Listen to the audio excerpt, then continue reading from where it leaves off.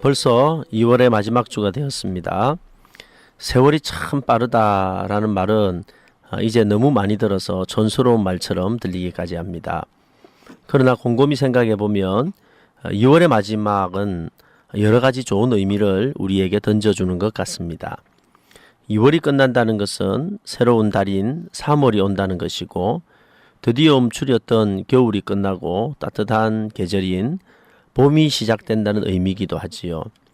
학생들은 졸업을 하고 새로운 학교와 새로운 학년으로 한 단계 올라간다는 의미이고, 농부들에게는 새로운 소망을 가지고 이제 밭을 가는 계절이 온다는 것입니다. 그렇기에 2월의 마지막 주는 소망의 눈으로 3월을 보게 하는, 우리의 삶의 새로운 전환을 기대하게 하는 아주 복된 시간인 것입니다. 그러나 어떤 이에게는 3월은 참 부담되는 달이기도 합니다. 아무것도 준비되지 않은 것 같고, 시간만 가는 것 같고, 또 밀려오는 미래에 대한 부담감이 두렵기도 하겠지요.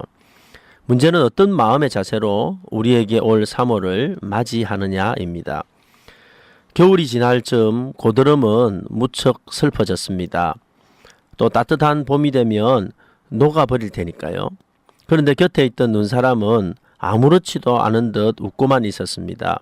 고드름은 이상하다는 듯이 넌 녹아서 내 몸이 사라지는 것이 두렵지 않니? 라고 물었습니다. 눈사람이 웃으며 대답을 했습니다. 난 녹아서 물이 되어 산과 들에 생기를 불어넣고 꽃들을 잠에서 깨울 테야. 그리고 계속 노력해서 바다로 가려고 해. 바다는 우리의 고향이거든. 그것이 뭐가 두렵겠니? 그 이후로도 겨울만 되면 고드름은 걱정으로 얼굴을 찌푸리고 지내서 몸이 야위어 갔고, 눈사람은 희망으로 늘 웃고 지내는 덕택에 살찐 모습이 되었습니다. 이런 이야기가 있었어요. 오늘 우리에게 필요한 것은 바로 우리의 미래를 붙들고 계시는 하나님을 철저히 신뢰하는 것입니다. 그리고 모든 염려와 걱정을 주님께 맡기고 오늘 우리에게 주어진 삶에 최선을 다하는 것이겠지요. 사랑하는 여러분, 염려는 우리의 삶을 빈약하게 만들 뿐입니다. 오늘 주님은 우리를 향해서 내일 일을 염려하지 말라고 하셨습니다. 왜 이렇게 말씀하셨을까요? 그것은 우리가 염려한다고 내일을 알 수도 없고 바꿀 수도 없기 때문입니다.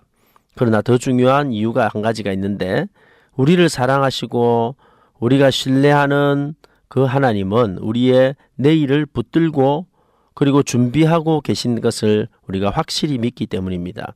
그러므로 내일에 대한 모든 염려를 하나님께 맡기십시오.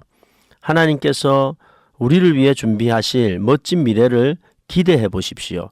그리고 두려워하지 말고 앞으로 한번 나아가 보십시오.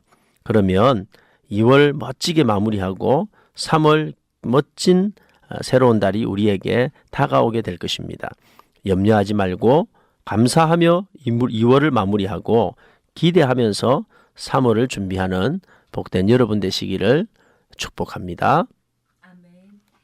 네, 오늘 김도명 목사님의 말씀으로 숯불 위에 조반 띄워드렸습니다.